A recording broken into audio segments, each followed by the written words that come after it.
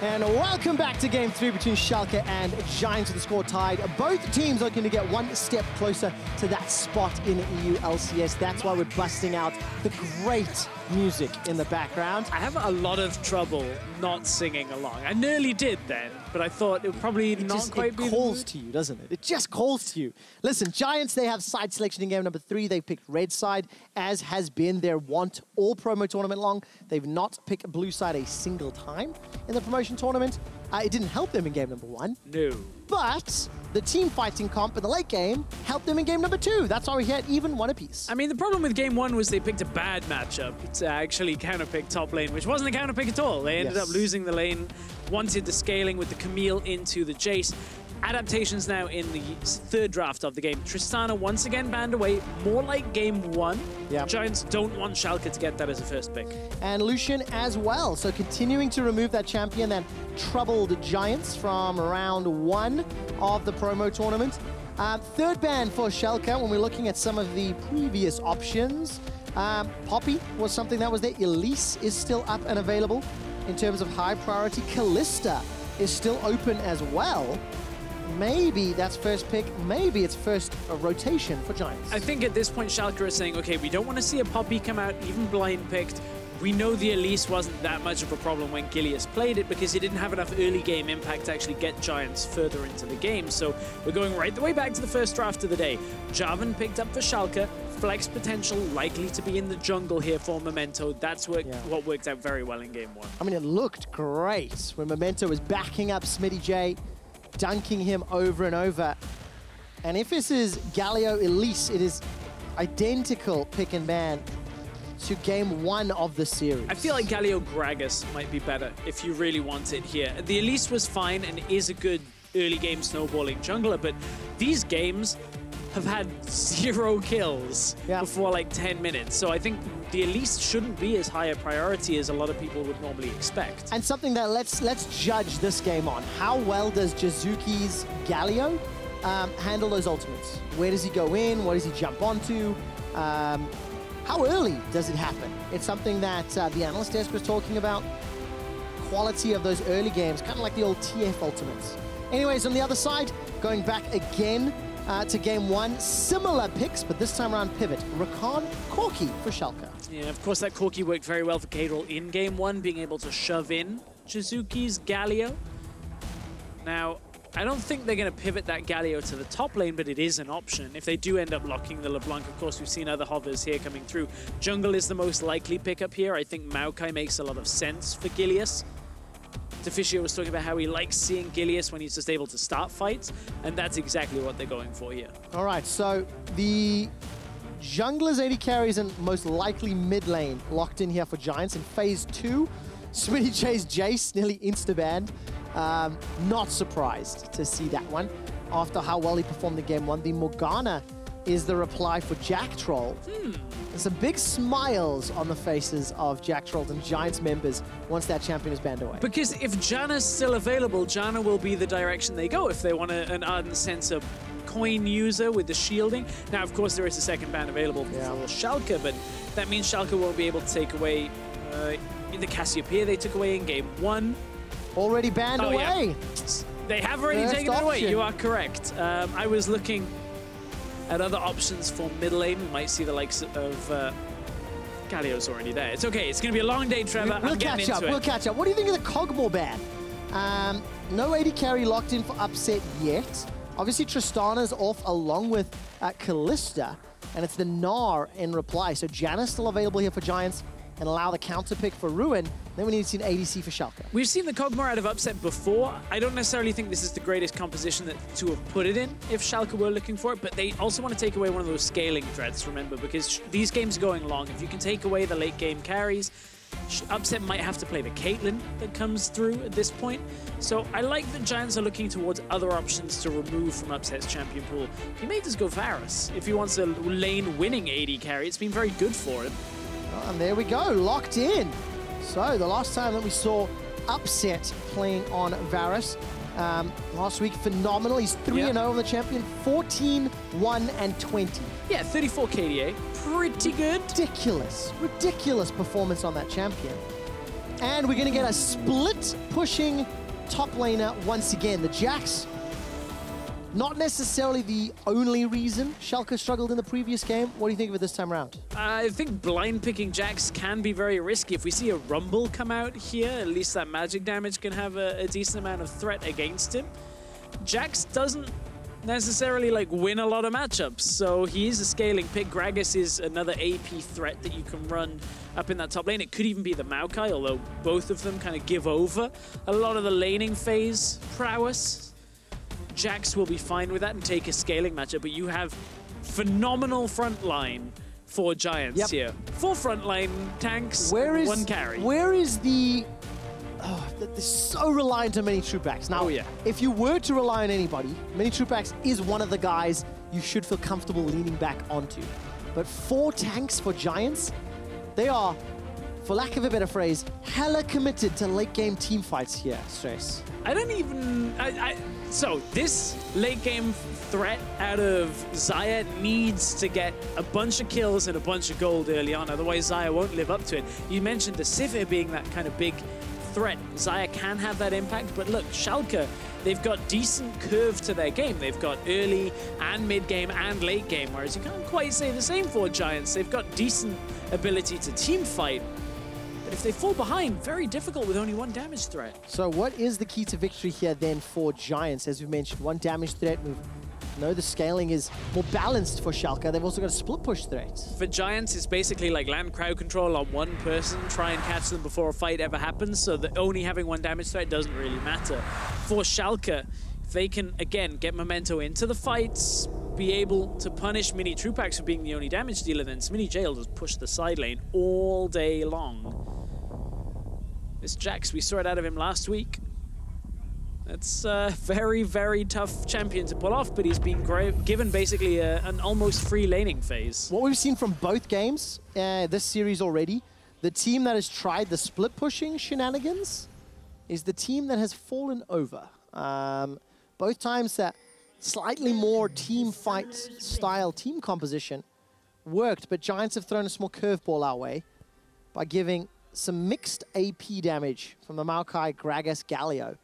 I think if you add all of them together, it could be an AP threat. Maybe that's also a little overly harsh because the numbers aren't quite that terrible. Yeah, Galio actually does do a decent amount of damage in fights. It's not a carry threat, but certainly supplements a lot of the damage that comes through.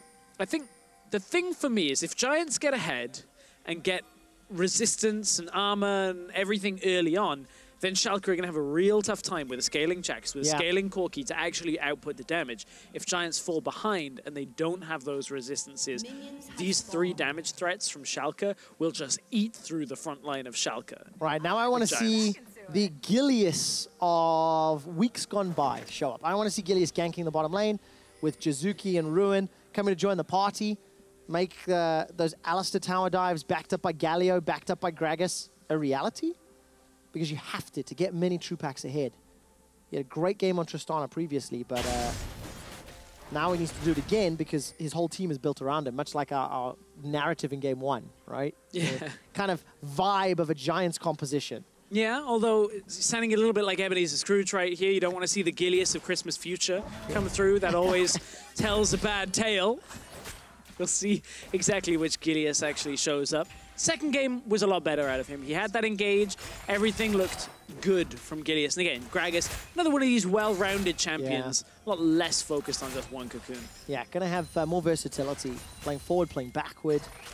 Engage or disengage. A little bit of trading in this bottom lane already. Upset and minitroupax. They've had each of them 1 good game apiece. And we'll see whether or not upsets Varus, who's only died once in the 3 games that he's played. Will show up again. 14, 1, and 20. Like, ridiculous performance on what is a little bit of an off-meta pick. Maybe off-meta is maybe a bit strong, but like non-traditional 7/16 pick. Right, it's a pick that a couple of AD carries, you look at Sven from G2, still mixes into the champion pool every now and again because it does win lane quite well, especially when you pair it with something like a Rakan. You have push threat, you have a lot of damage, even mixed components to it as well the later the game goes, and you can use him as pick. because you have the ultimate, you can disengage with it as well. So Varus is still a good champion, and it's actually a little away from the playstyle Schalke played in the playoffs, but more akin to their regular split, where they were a little bit more about winning the lane using this Varus. That's where those 3 games came from. Whereas minitroupax and Jactroll, they're going to have to concede quite a lot in this laning phase. Yeah, small changes here from the jungle pathing. Memento's going for the invade again, but Gilius is not there to be caught. Gilius instead went to look for the Raptor camp on the Schalke side of the jungle, and it was not there. Instead returning to his own jungle, Ruin farming under his tower on Maokai. Early levels, you're not going to be able to do a whole lot against the Jax. Well, actually, through most of the game, you're not going to be able to do a whole lot against the Jax. Just wait here as best you can. Yep.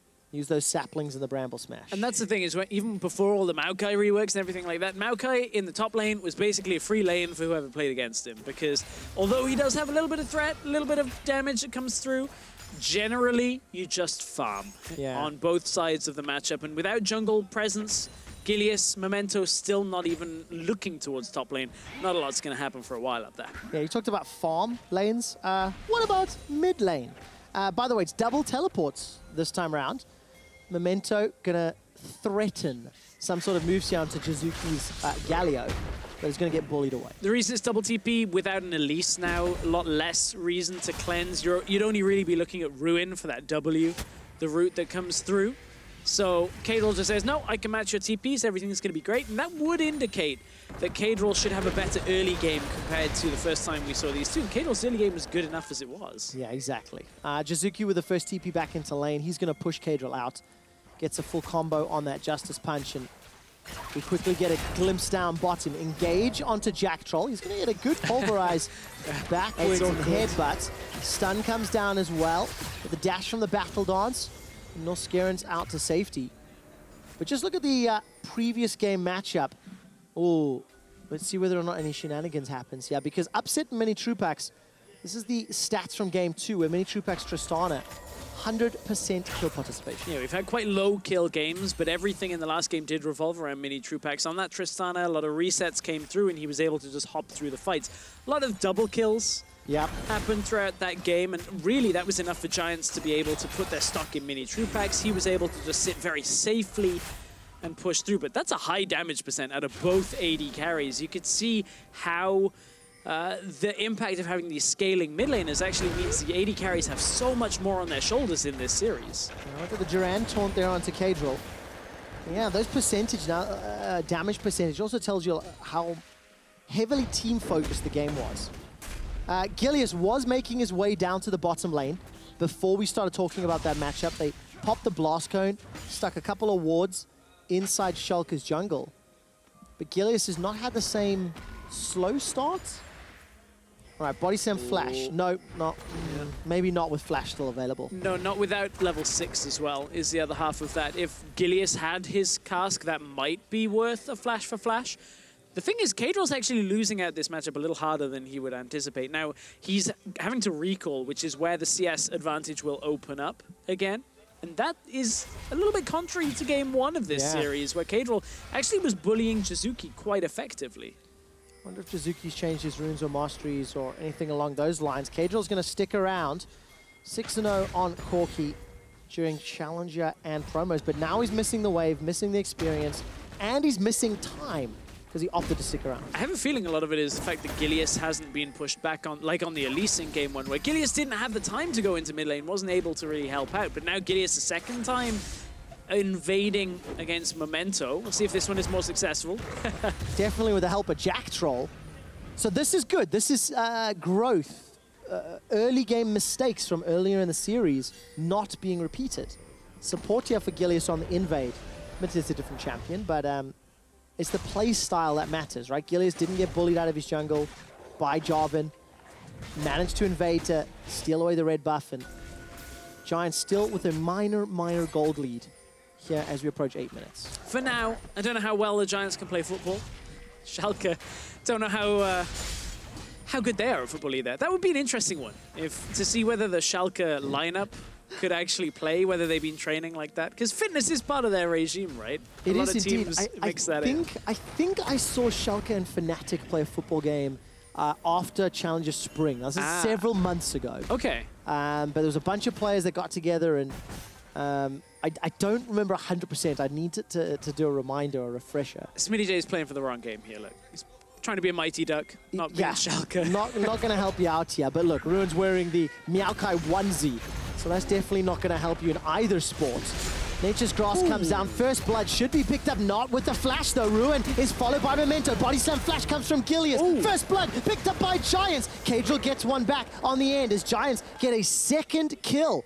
One for Gilius, as well as one for Jizuke. A flash over the wall. Jactroll looks, gets the pulverize. The cast knocks Caedrel backwards. He's already flashed. The flash Duran towards from Jizuke. Won't be enough. One more auto's needed. Jizuke's rushing forward, punches him in the face, and Giants get 3. That backfires for Schalke as Giants able to group effectively using the Galio ultimate. They used one early. They used it early in the game. They got to the top side. Galio actually picked up first blood to start this. 2-0-1 on a Galio is going to accelerate that build through. We talked about how if Giants are ahead, they will be able to itemize efficiently early on. And this all started from the fact that Smittyj was trying to invade because they were wanting to bring Memento up to the top side, wanting to capitalize on this Maokai, who doesn't have a whole lot of damage, they think, early on. But look, when nobody has damage, damage is quite even. Ruin is able to get away, disrupt Memento for long enough. Caedrel, yes, gets the kill from that, but look at how quickly Norskeren,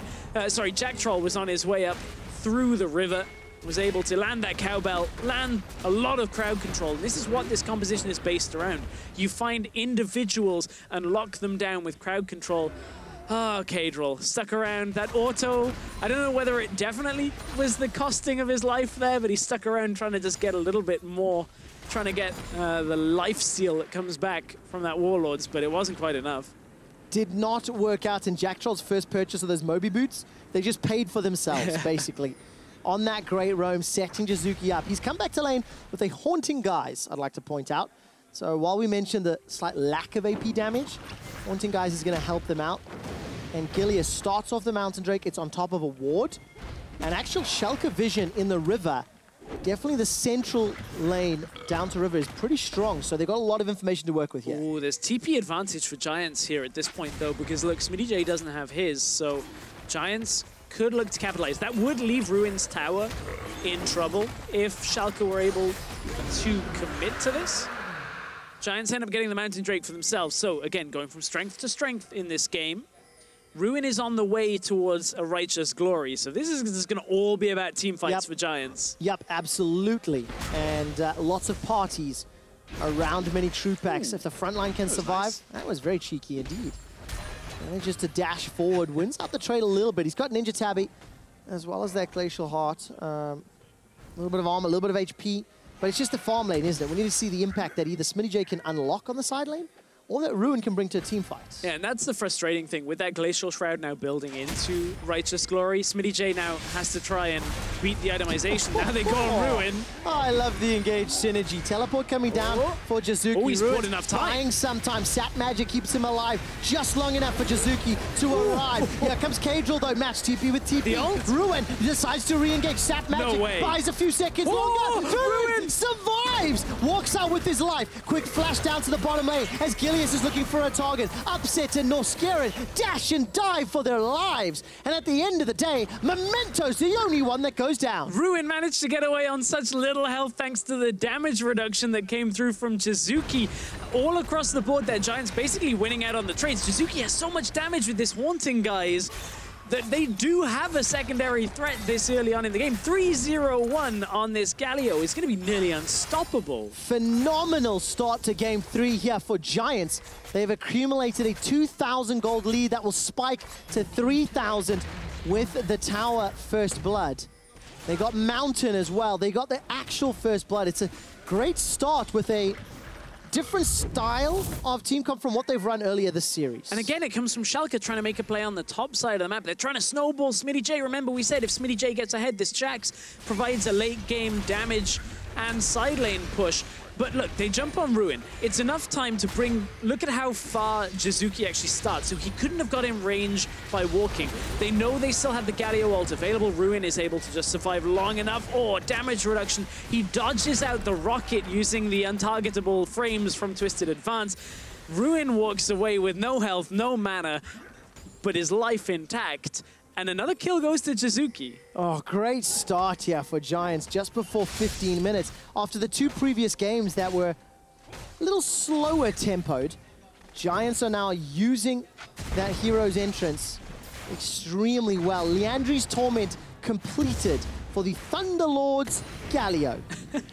And that's a good sign for Giants if they've got this additional damage there, especially going into the mid game, where they have all of the tools to stop fights. At this point, the Italian god is just coming down like Zeus at this point. Just slamming down into the fights. Thunderlords will end up proccing. And honestly, it's a lot of damage will come from Jizuke. I'll be very interested to see a little bit later the damage done to champions, because I think it's actually going to be more than we typically would see out of a Galio. Well, I think his build will help that out ever so slightly. But I think significantly more. And I think one of the things that buys into this is the fact that Caedrel has been taking these scaling matchups. And we mentioned that normally is Caedrel's wheelhouse. That's where he likes to play. This game's going to be very tough for Corki to actually output damage when it comes to not being shut down by this Galio. And on the same token, Jizuke cannot afford to jump into a team fight that his team was not 100% going to win. Without having those tanky stats, those MR and armor items, he's going to get melted quicker than we usually see him. All right, Caedrel now trying to defend. You know what else is interesting? Tell me. That Dark Seal that normally just sits there because it helps with the potions, 7 stacks on it currently.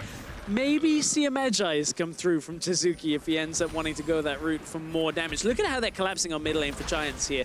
Already pushing in from multiple angles, getting into the mid lane, and they can take down that first mid lane tower. That's the second tower of the game for Giants. This snowball is very effective. There's 5 people in the mid lane. Giants are going to use the Rift Herald for a second tower. Caedrel's rockets are being body blocked. And that Rift Herald was fantastically used by Giants. They pushed that lead 4,000 gold. And what happened there was Giants went topside with minitroupax, tried to push out, dragged Upset up to the top lane, and then just said, okay, well, we'll Rift Herald in the mid lane, get ourselves 2 towers, and this is looking to be a very swift game from Giants. Ahead with this type of front line up against scaling damage threats. Caedrel does not even have a phage completed towards his Trinity Force. Upset is basically the only person that can try and hold Schalke through this tricky part of the game, and he doesn't have a whole lot of damage himself. Now, if there is one small saving grace for Schalke, is that the money is on the front line of Giants. And the reason I say that, if they can somehow catch minitroupax or lower his effectiveness in team fights as we start to scale to the mid game, maybe there's a way in. I actually think that's still a bad thing, that it's on the front line. I actually think this is one of the opportunities where, like, if the tanks have a lot of gold, you're not getting through them at all. Like, Alistar's already effective enough with his damage reduction. Galio is going to be effective enough with damage reduction, plus now has damage on top of it. Like, I think there's very tough way of Schalke getting out of this game. They'll try with a top lane play. Didn't quite get all 3 over the wall, but looking for the tower. Meanwhile, bottom lane again, Giants are looking to set up a play for themselves. Okay, this will be the first tower for Schalke secured. It's 10 seconds to Infernal Drake, by the way, which Giants desperately do not want to give up. Remember, this is a team composition that is lacking some damage sources. So if you get an AP Galio with a Mountain Drake and an Infernal Drake and a Liandry's, that benefits Giants so greatly going into the next few team fights and the next objective battles. Every single trade is going in Giants' favor. Now, that's an inner tower for an outer tower in favor of Giants. As you said, Infernal is up, standing around in a bush, waiting for Smittyj to come up and place a ward, because Smittyj doesn't want to just walk into the jungle, but he's pushed too far up in lane himself. He's got this is tricky. Available to him. There's pings from Schalke onto the mid-outer turret. Ruin is sitting in the top lane, and wow, he just got deleted. Yeah.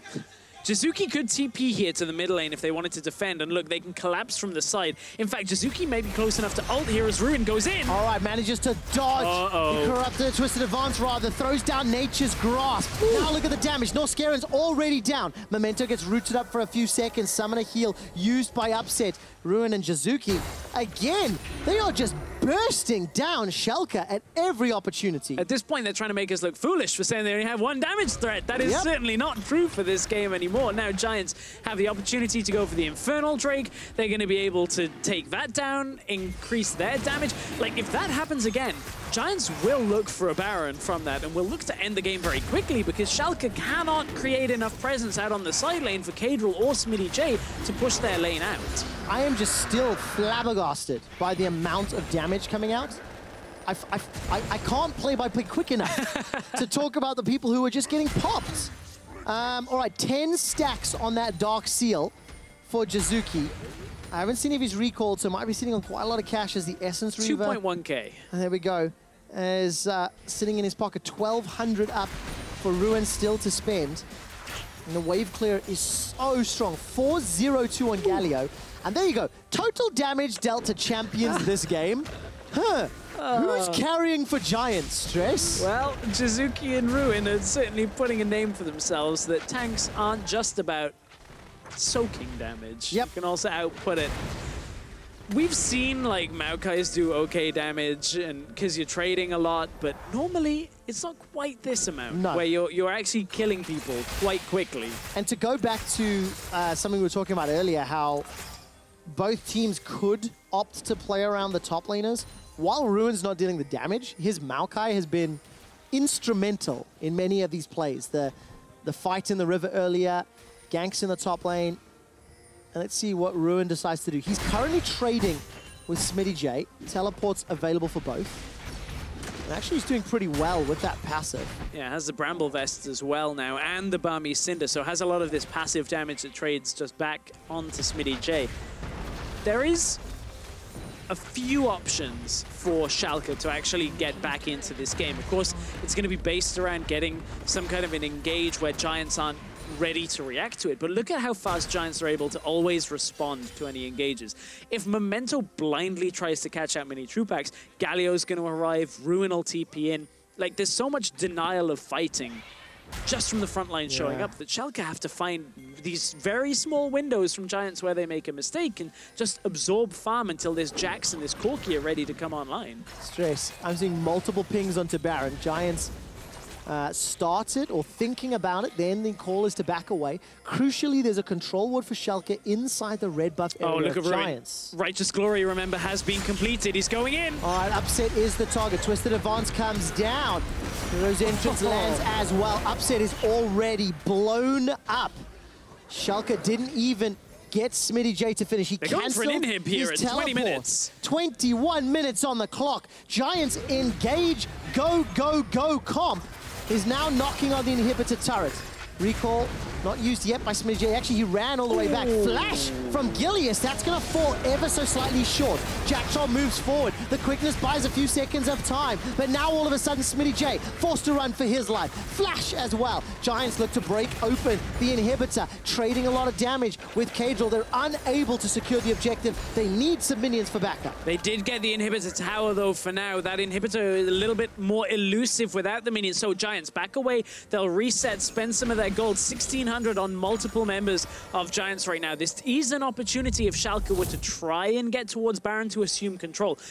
This is one of the worst feelings you have to think for Upset, where he's like, okay, I've got a Maokai coming at me one side, a Galio is ulting me, so I've been knocked towards the edge of the circle, and oh, in comes a Gragas, body slams me, I'm dead. There's no escape path available. This is the drawback of a Varus compared to like a Tristana, where you don't have that easy jump, and now Upset, no flash, means if another flank like that comes from Giants, Upset is really not going to get out of there. I don't even think they need to flank. No, I think Ruin could run him down. Yeah. I think just straight at him and say, I dare you to do anything.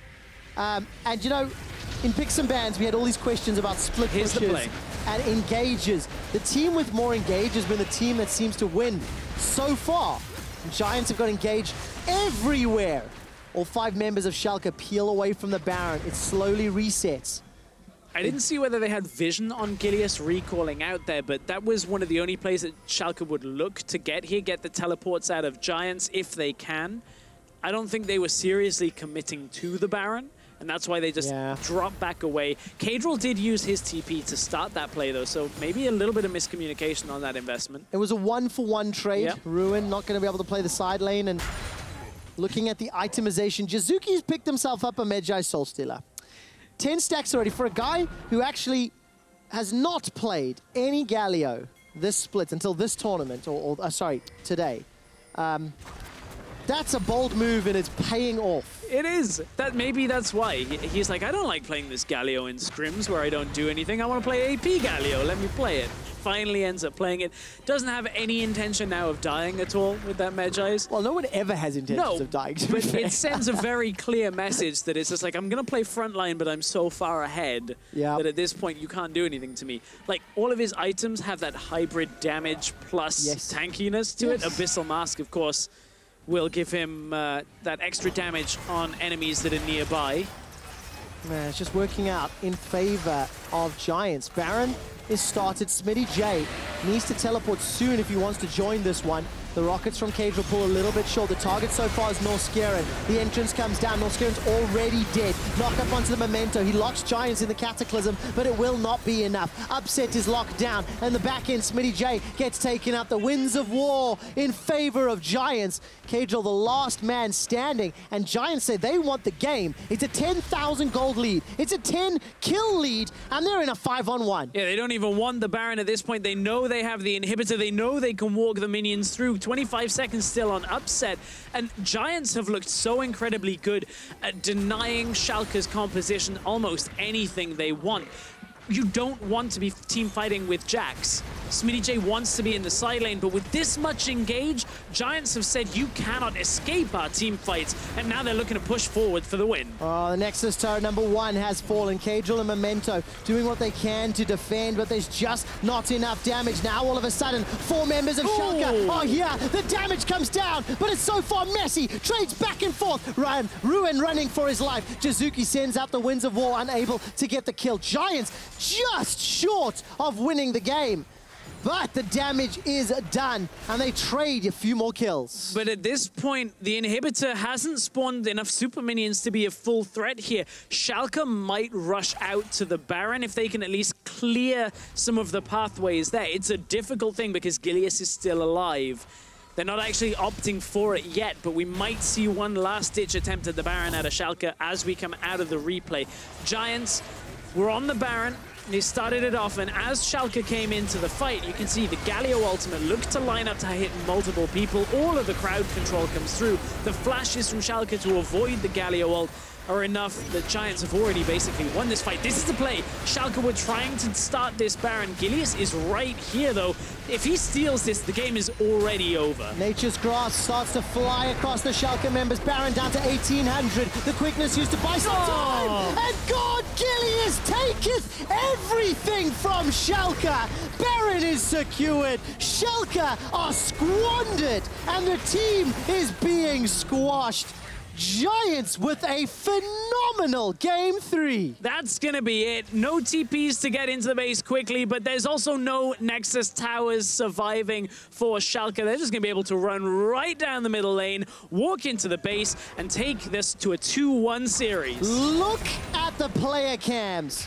Giants, their support staff, their management, their coaches, they are ecstatic. And Giants crush Schalke to take the lead 2-1.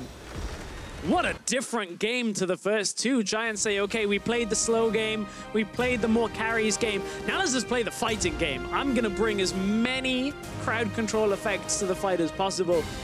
And that is so difficult to play against. Like, how do you beat that much crowd control with a late game scaling comp? Yep. I don't think you can. Nope. Then when there's that much engage, when there's that much threats being thrown at you, it doesn't matter how good you are at dodging engages, there's too many tools. And I think that's where the draft is an unorthodox one out of Giants. You can see just how many of their support staff involved behind the scenes at this point, and you wonder how much of that drafted into this game. Because look, Giants, we thought it was going to be Maokai jungle, Galio mid lane, which looked to be fine, but then the Gragas comes around after the Jax, because Jax was going to be a scaling matchup anyway. Maokai provides crowd control. Up in the top lane, they put the Gragas in the jungle, And then how do you escape? The 2 previous games have been so slow for the first 15 to 20 minutes, and Giants went, screw that noise. We're just going to tower dive and fight at every opportunity. And the end of the game in 26 minutes, 43 seconds. Phenomenal, decisive play. Even the throw at the Nexus didn't really count because they still got kills. Yeah, I mean, Schalke had that one opportunity to rush the Baron down, but even then, Gilius was still alive, gets over the pit in enough time, disrupts around, smites it for himself, and says, okay, we win the game now. So, Schalke now have their backs against the wall. They've lost. They're 1 game away from being knocked into that final match tomorrow. But Schalke's series last week went all the way to 5. They didn't falter there. They dug deep. They won that deciding game, which was very close. They are the ones that are under pressure. You saw those team shots. Really, really stern, focused, serious looks on the faces of Schalke, Stress. Yeah, and I wouldn't be surprised to see Schalke go, okay, I've had enough of this. No more scaling top lane matchups. No more scaling mid lanes. Let's go. Get one component for the late game, but draft towards more winning lanes early on and try see if they can crush Giants before Giants get going. Well, I hope that's the case because it was very exciting in this game. Giants did dominate game 3. They took the lead in the series. Let's head to the Analyst desk to break down how they did it. Stresswall, I think it is very likely that they might panic and go away from the strategy that they're utilizing. Me and Deficio have been talking about it for the entire series. We do not think it was ultimately the strategy that Schalke were bringing to the table that lost them the game, but ultimately the execution that we saw in-game. Yeah, result-based analysis here would say this Giants comp is unbeatable. It is impossible to beat this comp. 26 minutes, they ran over them. Pick this every game, you will win. However, what actually happened in this game after we saw this draft here with all the tanks was that it was on Giants to be very proactive with the Galio. Game 1 didn't succeed for them. Game 2 didn't succeed for Schalke. Game 3, on the other hand, was the first game where the Galio really took off. And the main reason he did that, and this tank composition never got to a point where he was lacking damage or anything, was actually based on Schalke forcing fights and disrespecting this Galio pick so much from Giants. And if you start falling behind against a comp like this, like full tanks who have very, very high base damage, you're not getting back in because you can't survive. They can just tower dive you. Yeah, they can just force and we have to remember, this is the thing that people forget about tanks, is it's team no damage at 35 minutes when 80 carries have 2 or 3 items. If you get there. Maokai is mostly, you think of him like a mage, essentially, in the early game in terms of ability and damage output. Like, he doesn't do 0 damage immediately. He might do less damage than a Jax, but he also has double or triple the health of a Jax at any point in the game. So before we get into the replays, let's just quickly summarize. The game plan for Schalke here is go to late game. Get to late game where you have double AD carry and a Jax. The Jax will be really hard to kill in team fights with all these tanks because they won't deal enough damage against him specifically. He will have lifesteal as well. So you actually want to play a fairly slow early game as Schalke. You're not looking to just force plays all the time. That's what the tanks are supposed to do. Yet, when we pull up the first replay, Drakos, is it Smittyj who's deep inside the I got this one. Let's pull up the replay. Let's take a look at the first couple set of plays here, because I'm going to go with, Schalke Smittyj. This is the guy who wants to scale, right? Yeah. He wants to just run away now, but instead, Schalke are calling, hey, wait, we can kill this Maokai. Oh, what is this big red circle of doom around us? Oh, that's a Galio ulti from the mid lane. And then Gilius shows up as well. That's a quick 2 kills right now for Giants, and then it's a great roam from the Alistar to secure a 3rd kill. This was initiated by Schalke. They just set up the perfect fight for these big tanks on the side of Giants. And for just Galio to abuse that ultimate. Especially. I mean, what's happening here? So Schalke again are forcing something. TP comes in from Galio, late teleport from Caedrel. At the same time, Deficio, you look at Ruin's health bar on the back of every one of these plays, and you have to understand why Schalke goes for it. They're so close every time. That was a fantastic outplay, the twisted advance into the passive to heal up. Yes, so it makes sense why Schalke is saying, let's go kill this Maokai. He has no flash, we can just ult him. Caedrel's TP there is slow. That's not based on the comp, that's based on execution. Jizuke's reactions on Galio and his coordination with his top laner, that is beautiful. Yes, we see you, Gilius. We see you, Gilius. We're praising your teammate right now if you hold on. So Jizuke, we have to say, Jizuke and Ruin coordinated fantastically. Yes. Once the team actually got together and got out of the laning phase, that coordination kept up, which is, I think, the thing that surprised me most, is because when we saw Galio in the previous games, yeah, it was the first 2 ults were great. And then after that, it all fell apart and they couldn't just continue and rinse and repeat. Right, but 2 of the games we've seen with Galio game 1 and 2 were with a split pushing top laner. This was with a team fighting top laner who got ahead as well because of all these plays, who wanted to just go as 5 and just run straight at the enemy. So it was like a dive composition where Galio was super successful because he got so many kills. He had like his build was fantastic as well. He rushed magic penetration with the haunting guys into Leandries. Then he had Abyssal Mask buffing up all the tanks damage. Then he had a Soul Stealer coming in, so like 15 20 stacks. I was specifically told by our production team that he had 20 stacks at the end. Basically, like Giants' comp right here wants to fight early game. Schalke gave them the fight in the early game, and then Giants out-executed Schalke. 100% full credit to Giants there.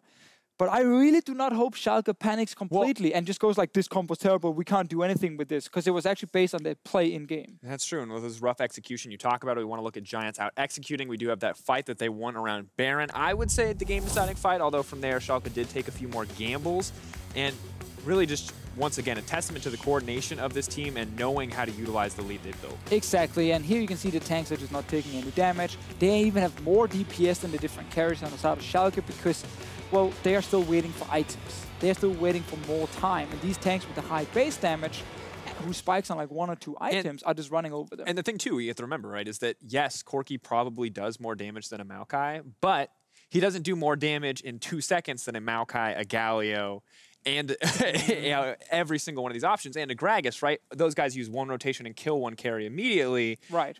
And the next carry can't kill 3 people in the time it takes for them to get their cooldowns back. There is no way to win a fight when your carries cannot independently survive from a full burst rotation from a tank. Also from watching these games now, when we see like these clips with Ruin and Jizuke kind of coordinating together, I keep looking at the player camps, all the Giants players doing the games like high-fiving each other and seem to really have a lot of fun in-game. Like, I look at this kind of team and there's some names here that are very new for a lot of viewers, like even for us. Like, we don't see some of these players quite a lot.